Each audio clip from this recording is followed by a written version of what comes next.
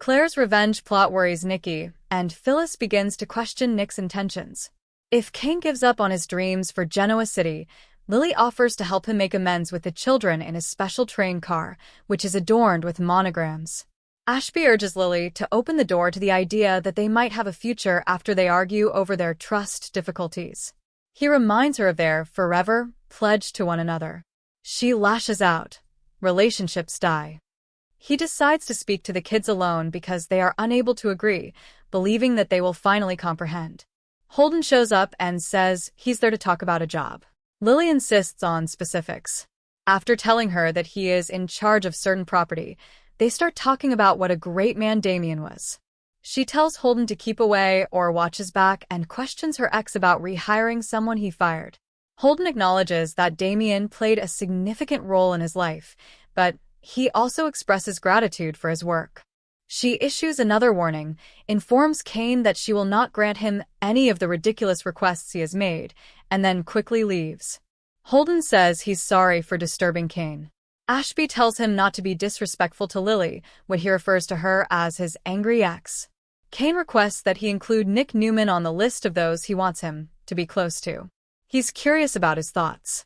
Claire will make what promises? In Crimson Lights, Nikki stumbles upon Claire and offers to keep the tissue box in case she needs to mourn over Cole anymore. However, her granddaughter tells her that's not required. She is appreciative that everyone, excluding Victor, cares. She is choosing to leave him because of what he did to her, which cannot be forgiven. After everything she endured from her aunt, she and Kyle shouldn't have to cope with her grandfather's opinions. No one should stop her from grasping life with both hands, Nikki concurs. At last, Claire acknowledges that she is concerned about something else.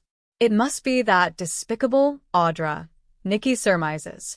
Grandma is shocked to learn that Audra even fabricated a kiss with Kyle when Claire lashes out about her viciousness. They both concur that there is a problem with that woman. Claire exclaims, "Now I feel the need to fight back just as dirty, because I am not some little timid mouse." Nikki is worried about this. Claire reassures her that there won't be any poisoning or kidnapping, but when Nate returns, he needs to know the truth. She declares, "I am going to blow Audra out of the water." Is Audra able to persuade Nate? Nate and Audra sit on a seat in Chancellor Park after returning from Chicago. After Damien's burial, they are worn out and concerned about Amy, who is not eating or drinking. Nate wants to discuss what went wrong with Vibrante, but Audra reminds him he must also grieve. Pacing says she cut off Victor's funds because she had a gut feeling he would be manipulating her. After all the tedious conversations they've had about this, Nate doesn't understand this. Since this appears like more than just cold feet, Nate needs to know what else transpired with Victor. Although Audra is angry, he is certain that something is amiss. She asserts that her self-respect is not for sale and that this is equivalent to her leaving Tucker. With no money, what would she do? Hastings asks. Audra promises to accompany Sally to work. Although Nate is relieved that she is no longer seeing Victor, he is still certain that she is keeping something from him, and he is not pleased about it. Will Nick provide Phyllis with answers? At Society, Nick is sipping a beer when Phyllis jumps on him. He laughs when she speaks Italian to him. They discuss their daughter's life in Milan and how she no longer requires their approval to live her life as she pleases. As she avoids the gooey eyes of Kyle and Claire, Phyllis rolls her eyes. They miss their kid, but she's not tough. She tends to leave when things become rough. As they make their way to the couches, Nick shuffles the subject to Kane. They discuss nice brutality. When he says that he wants to be Kane's ally, Phyllis gives him a cocky look. Nick believes she is being cruel when she increases her sarcasm. She finds a shift in attitude about Ashby strange. He says that everyone would benefit from a détente. This isn't the moment to shake hands, but Phyllis doesn't want to start a costly conflict. After Phyllis is the closest thing Kane has to an inner circle, Nick is certain that he is feeling alone after leaving Amanda.